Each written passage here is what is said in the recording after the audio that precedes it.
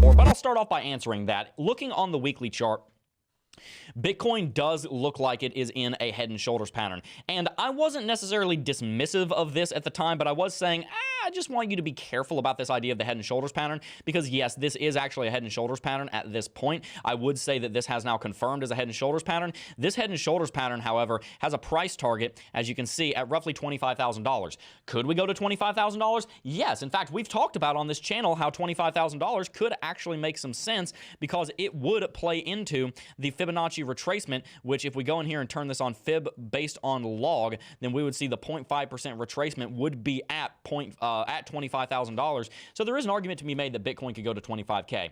Do I think it's going to go to 25K? I am hesitant to say that it's going to go to 25K, and there's a few reasons why. And by the way, I have not forgotten about the other part about the Elliott Waves. I'm going to get to that in just a second. Part of the reason why I'm hesitant to say that it's going to go to 25K is because, one, out here on the weekly chart, we're actually seeing a spinning top right now. The spinning top is a candlestick formation that is constituted by a very long upper shadow, or excuse me, an upper shadow, lower shadow, also known as an upper wick and a lower wick. And it comes into play whenever the upper wick and the lower wick are roughly the same size. So the reason I said excuse me when I said long, they don't have to be long. This right here was a spinning top, for example. So was this, but this was also a spinning top, and we had a very large body and a very small wick on either side. We have equidistant, equally large upper and lower candle wicks. What we're seeing with that is indecision. Whenever we see indecision in the cryptocurrency market, that is one step towards a trend reversal. So if you're seeing a downtrend and then you see a spinning top and you see indecision, then that typically means that the downtrend is in danger. And if you see an uptrend and you see a spinning top, that means that the uptrend is in danger. And the reason for that is because if you're going up, before you go down, there has to be a part where you're not moving. If you throw a ball in the air, there is one fraction of femtosecond where that ball is not moving. It's sitting in one spot. And that's what you see with a spinning top, is that you throw the ball in the air or you throw the ball down, and there's 1 second where it's not moving. And that's kind of what we're seeing right now on Bitcoin, is that Bitcoin is not moving. It's moving sideways, but it's not moving up or down. And that's what we're seeing on this spinning top. It could indicate that the bottom is in. I'm not going to say that the bottom is in, and I'm actually going to be very hesitant to say where the bottom is. But what I will tell you is that there are three major levels that we could see the bottom. One is where we are right now, around 33,000, which I personally think is about as equally likely as $30,000. 33 and $30,000 are pretty equally likely bottoms, and then an extreme bottom would be about 25K. I am leaning more in the direction of 30 to 33, but that's just my take on that. The reason I bring all that up is because if we look at the head and shoulders pattern here, it gives a price target of $25,000, so it is very much in the cards. Now, I do also want to mention the Elliott Waves that you were talking about. Let's go ahead and look at Elliott Wave 1, 2, 3, 4, 5. A lot of people have talked about how this looks like, you know, Elliott Wave 1, 2, 3, or you might even say that this is an ABC. Typically, you'd use ABC on a downtrend, but you can also use it here. So we see a 1 wave, 2, 3, and then if you look down on the daily chart, there are people that are comparing this entire downtrend to 1, 2, 3, 4, 5. Something like this is what some people are saying, or they might say it a little bit differently. They might draw it like this. And the point is that we are looking at Elliott Wave playing out. But the issue with Elliott Wave right now is that we've been in this long downtrend, and you kind of have to force Elliott Wave to work with some of these bounces, which is why I'm not looking at it that closely here on the daily chart. But as far as the rest of the technical analysis is concerned, let's go ahead and do that. I want to show you several of our oscillators here. Number one, we're about to see a bullish cross on the MACD. That's actually very important, because not only are we going to see a bullish cross on MACD, we're also looking at bullish MACD divergence. So whenever you see a downtrend on the price action, uptrend on the MACD, that is called divergence. They are divergent. So we're seeing this is down, this is up. If we were to see this is up and this is down, then that would also be divergence. They're moving in different directions. They are diverging. Whenever you see divergence come into play like this, and in fact, I have some examples up on this chart, we can see it happen right over here, right over here, right over here, and right over here, and then compare that with the price action up here. Whenever you see the divergences like this, that typically indicates that you're about to see a major trend reversal. And that's what we're seeing right now on Bitcoin, is we're seeing bullish MACD divergence showing up on the bottoms of the price action and of the oscillators. On top of that, as I said, we are seeing a bullish MACD cross coming into play. As well as that, we're also seeing that the RSI on Bitcoin is currently sitting at 31, and we're actually looking like we're about to break above the 14-day simple moving average on the RSI. Now, if you don't have this moving average going through your RSI, I encourage you to go into your trading view, go up here to technical indicators, type in RSI, and you'll see it says updated. Go ahead and remove your RSI, add your RSI back, and you will see this moving average going through it. And it's actually very helpful for telling us whether or not we're in an uptrend or a downtrend. It's another way for us to get a feeling if we're in that uptrend or that that downtrend. Kind of similar to how you've seen me use the 20 exponential moving average to tell us whether we're in an uptrend or a downtrend on the daily and the 4-hourly chart. Now, there are a few other things I want to show you here, and then I'm going to throw it to Tim because I want his take on some of these technicals. But one of the first things is the VPVR. If we look at the VPVR, which is called the volume profile of the visible range, then we will see that there is something called the VPVR maximum sitting at $33,100. In fact, I'm going to remove this line, and you'll see there's a red line right here. This red line shows the peak of the entire VPVR. It's not down here, it's not right there, and it's not right there because this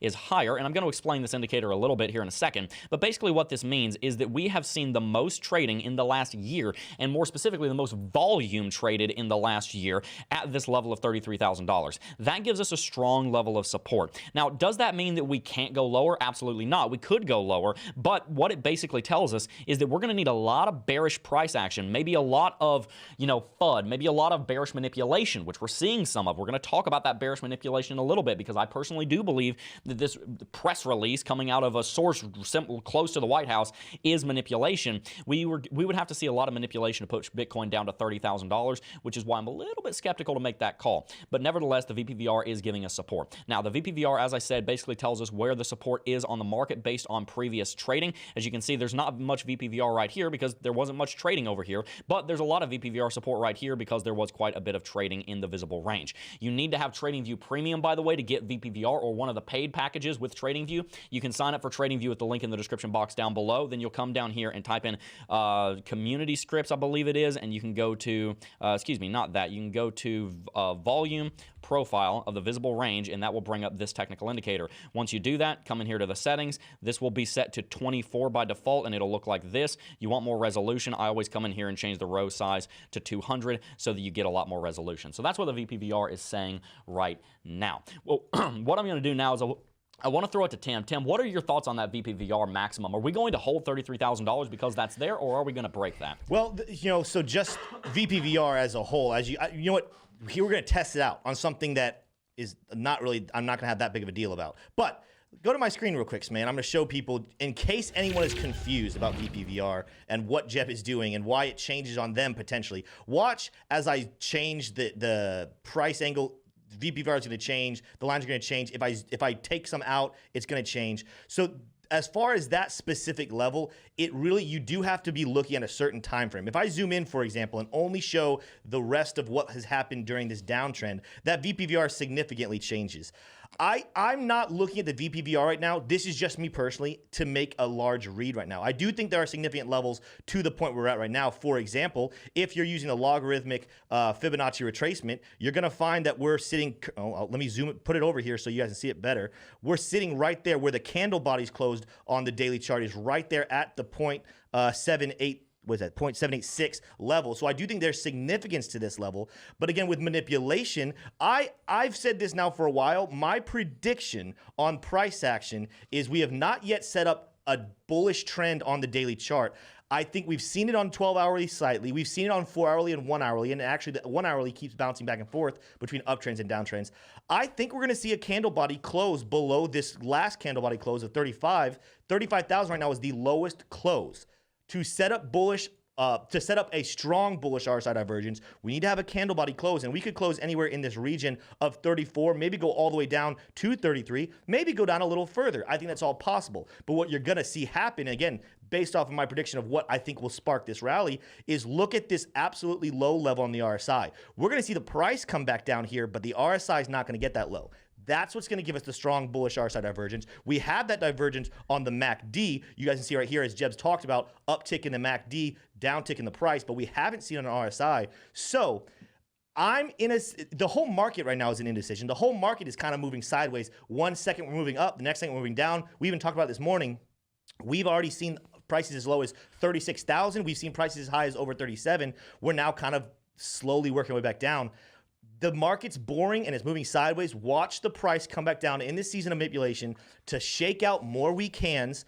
We're going to talk about news here in a little bit too. All this news has been very, very unhelpful at really determining what's going to happen in the market. Watch the manipulation bring us back down. We're going to close on a day. The fact that the daily candle is going to close that low is going to discourage a lot of people, and that's going to set up exactly what we need to actually spark a rally. Absolutely. Well, guys, let's go ahead and keep moving on with our technical analysis. I want to show you a technical indicator that also comes with TradingView Premium. It's called TD Sequential. So, guys, as I said, if you have not signed up for TradingView yet, there's a link in the description box down below. It is incredibly helpful to have the paid version of TradingView because it allows you to have a bunch of new indicators, and it also allows you to have some of these premium indicators. But one of them is called the TD Sequential. If we look here on the daily chart, the TD Sequential counts all the way up to 9. Now, we talk about TD Sequential in the Cryptocurrency Technical Analysis Academy. If you would like to look at that, you can find those links in the description box down below as well. But whenever we hit 9, this basically tells us that the market has been overextended and has gone too far in the same direction for too long. Now, we have seen that happen on the daily chart, but the interesting thing is that I do believe we've seen something similar happen on the 2-daily chart relatively recently, and then out on the 3-daily chart. I want to take a look at it here. We've also seen a bearish 9 flash, and I don't remember if we've seen it on the weekly chart. In fact, we did. We saw it 2 weeks ago. So basically what TD Sequential is telling us right now is that the long-term trend that is down ever since November 10th, which November 10th was a great day for Bitcoin. Ever since the great day of November 10th, Bitcoin has been in a downtrend, and TD Sequential is basically saying, all right, that's enough of that. You guys need to have a rally. So I just want to let you know that that's one of those reversal signals that we're currently looking at. But another one I want to look at is known as the Lux Algo Indicator. Lux Algo, as you guys know, is one of my favorite technical indicators because it helps me to understand whether Bitcoin is in an uptrend or a downtrend. At the moment, we are in a confirmed uptrend. We have a buy signal, we have the trend catcher is green, and we also had, for a little while, the fact that the Lux oscillator was green. Now, the way that I use Lux Algo, I use these 3 technical indicators to look at whether or not we're in an uptrend or a downtrend. And right now on the 4-hourly chart, we are technically in an uptrend, which is what we talked about earlier. Based on candlestick analysis, we can see that we were in an uptrend. Now, if we look at the 6-hourly chart, we're going to see something interesting as well.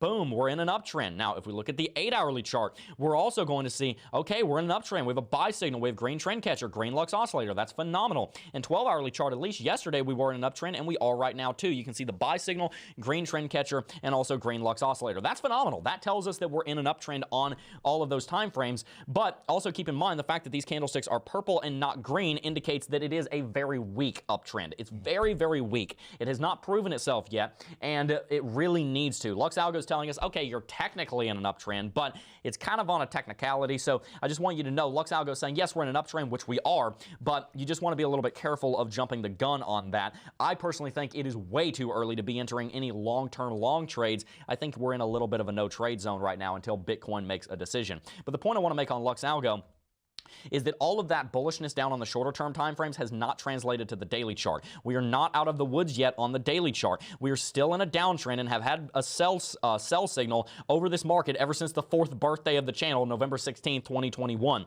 We've been in a downtrend ever since then, and we still are. We'll likely need to see Bitcoin rally up to at least $40,000, if not higher, to initiate a bullish trend reversal on daily chart, and that's what Lux Algo is telling us. So if you enjoy Lux Algo, you should definitely get it. It's worth every single penny. Everybody on our team that does technical analysis uses Lux Algo, and we're all very big fans of it. You can sign up with coupon code Jebb, J-E-B-B, for 20% off at checkout with the link in the description box down below. Hey, you made it to the end of the video. If you enjoyed this video, you should definitely consider subscribing because we're trying to help you become financially free in these cryptocurrency markets. And also, consider following us on Twitter at CryptoJebb for more updates on the price of Bitcoin and cryptocurrencies.